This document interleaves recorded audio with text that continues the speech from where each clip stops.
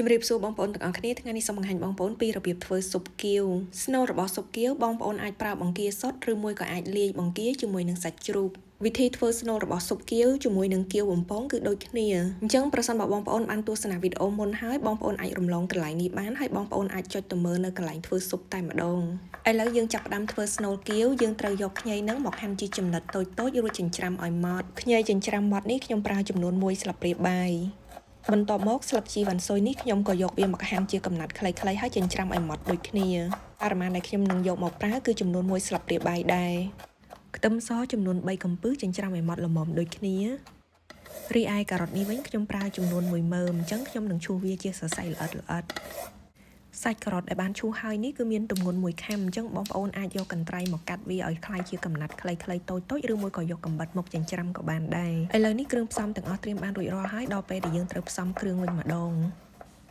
ជាដំបូងគឺយើងត្រូវដាក់សាច់ជ្រូកចិញ្ច្រាំចំនួន3ខាំសាច់បង្គាចិញ្ច្រាំរួច1ខាំកន្លះការ៉ុតចិញ្ច្រាំ1ខាំខ្ទឹមស3កំពឹសខ្ញី1ស្លាបព្រាបាយស្លឹកជីវ៉ាន់ស៊ុយ1ស្លាបព្រាបាយដូចគ្នាស្លឹកជីវ៉ាន់ស៊ុយនេះធ្វើឲ្យស្នូលគៀវនឹងគឺកាន់តែមានរសជាតិឆ្ងាញ់បងប្អូនពុំគួររំលងនោះទេស្លឹកខ្ទឹម1ស្លាបព្រាបាយម្សៅឆាឬក៏ម្សៅពោត1ស្លាបព្រាបាយកន្លះទឹកស៊ីអ៊ីវ1ស្លាបព្រាបាយទឹកប្រេងខ្យង1ស្លាបព្រាបាយអំបិលកន្លះស្លាបព្រាកាហ្វេស្ករស1ស្លាបព្រាកាហ្វេម្រេចម៉ដ្ឋកន្លះស្លាបព្រាកាហ្វេជាចុងក្រោយគឺជាពងមាន់1គ្រាប់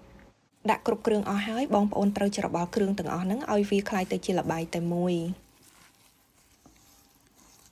ចាឥឡូវនេះស្នូលគៀវធ្វើបានរួចរាល់ហើយបងប្អូនអាចទុកវាមួយឡែកសិនទៅយើងនាំគ្នាមកមើលសម្បកគៀ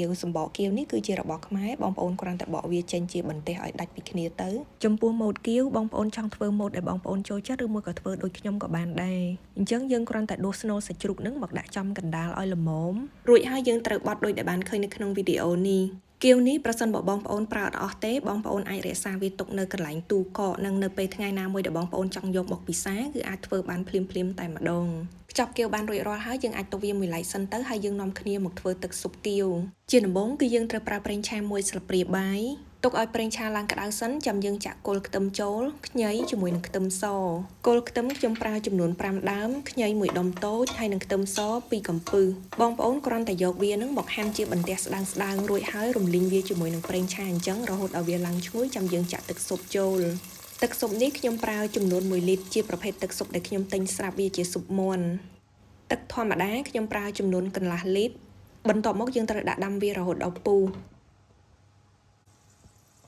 ទឹកស៊ុបបានពុះហើយបងប្អូនអាចភ្លក់មើលទៅប្រសិនបើស្ទើររសជាតិបងប្អូនអាចបន្ថែមអំបិលបន្តិចជាមួយនឹងស្ករសចំពោះខ្ញុំបានបន្ថែមអំបិល1ស្លាបព្រាកាហ្វេស្ករស1ស្លាបព្រាកាហ្វេដូចគ្នា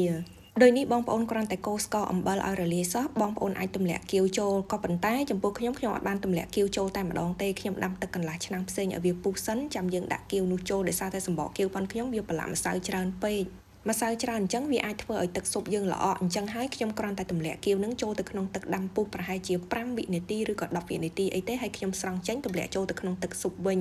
ខ្ញុំធ្វើបែបនេះប្រៀបដូចជាលាងសម្បកគៀវចេញអញ្ចឹងបងប្អូនទម្លាក់វាចូលទៅក្នុងទឹកស៊ុបហើយយើងដាក់ស្ងោរវាប្រហែលជា4ឬក៏5នាទីគឺឆ្អិនហើយបន្ទាប់ពីគៀវបានឆ្អិនហើយបងប្អូនគ្រាន់តែដាក់ស្ពៃនេះចូលទៅប្រហែលជា1នាទីគឺអាចលើកចុះបានចាវិធីធ្វើស៊ុបគៀវគឺងាយមែនតើអញ្ចឹងក៏សូមអរគុណច្រើនចំពោះការទស្សនាវីដេអូមួយនេះហើយប្រសិនបើបងប្អូនមានយោបល់ឬក៏សំណួរអ្វីអាចសរសេរជា comment នៅខាងក្រោមវីដេអូនិងចាំជួបគ្នានៅក្នុងមុខម្ហូបឬក៏បង្អែមបន្តទៀតអរគុណច្រើនជម្រាបលា